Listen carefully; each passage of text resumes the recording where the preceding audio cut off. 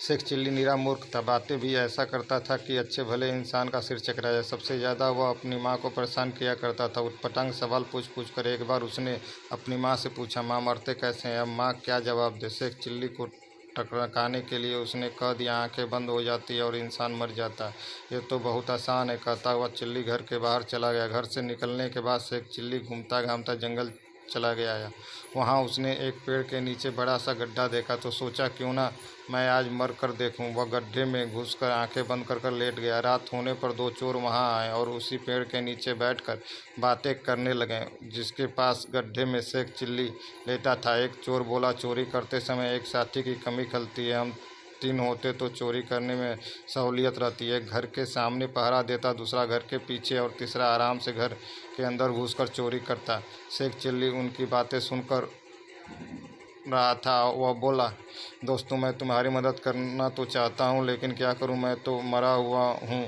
उसकी आवाज़ सुनकर चोरों ने गड्ढे के अंदर झाँक कर देखा तो शेख चिल्ली को आंखें बंद वहाँ लेटा हुआ पाया। उन्होंने पूछा, तुम कब मरे दोस्त? आज दोपहर। शेख चिल्ली बोला, अब तो रात होने को आई है और मरे मरे भी मुझे भूख लगने लगी है। चोरों को समझते देर न लगी कि यह कोई मूर्ख है। उन्होंने सोचा, क्यों ना इसकी मूर्खता का लाभ उठाकर उससे चोरी करवाई जाए। वे बोले, अरे भाई, तुम्हें भूख लगी है तो चलो हमारे साथ चोरी करने में हमारी मदद कर देना, बदले में हम तुम्हें दावत देंगे। मरने का क्या है, दावत उड़ाकर मर जाना। शेख चिल्ली की वो बात जम गई, क्योंकि भूख के मारे उसका बुरा हाल हो रहा था और ऊपर से गड्ढे में उस ठंडी भी लग रही थी।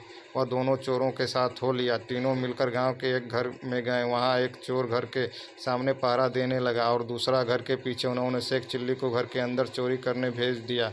रसोई के रास्ते शेख चिल्ली घर में घुसा। वहां उसने देखा कि दूध, शक्कर और चावल पड़ा हुआ है। उसकी भूख बढ़ गई और वह चोरी करने की बात भूलकर खीर बनाने लगा। उसने चूल्हा जलाया और उस पर तपेली चढ़ा दी। उसी रसोई में एक बूढ़ी औरत सो रही थी। ठंड के कारण वह एक कोने में डुबकी थी, लेकिन चूल्हा जलने से उसे थोड़ी गर्माहट महसूस हुई और वह पसर कर सोने लगी। शेख चिल्ली भी की नज़र जब उस पर पड़ी तो देखा कि उसका हाथ पसरा हुआ है।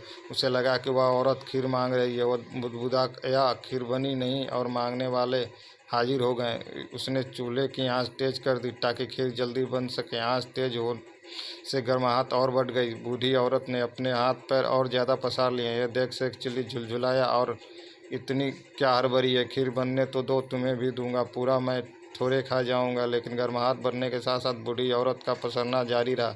शेख चिल्ली को लगने लगा कि वह औरत खीर खाने के लिए बेसब्र हुए जा रही है, इसीलिए इतना हाथ पसार रही है। झलझलाकर उसने चम्मच से खीर निकाला और उस औरत के हाथ पर डाल दिया। गर्म खीर हाथ पे पड़ते ही बूढ़ी औरत चीख कर उठ बैठी। उसकी चीख सुनकर घर के लोग भी उठ गए और रसोई की तरफ भागे। वहाँ शेख चिल्ली को देख उन्होंने उसे कोतवाल के हवाले करने के लिए पकड़ लिया। तब शेख चिल्ली बोला, मुझे क्यों पकड़ रहे हो? जो चोर हैं वो दोनों तो घर के बाहर हैं, जाओ जाकर उन्हें पकड़ो। इस तरह उसने उन चोरों को भी पकड़वा दिया। यह वीडियो आपको अच्छी लगी हो तो कृपया हमें सब्सक्राइब करें, कमेंट करें, शेयर करें, लाइक करें।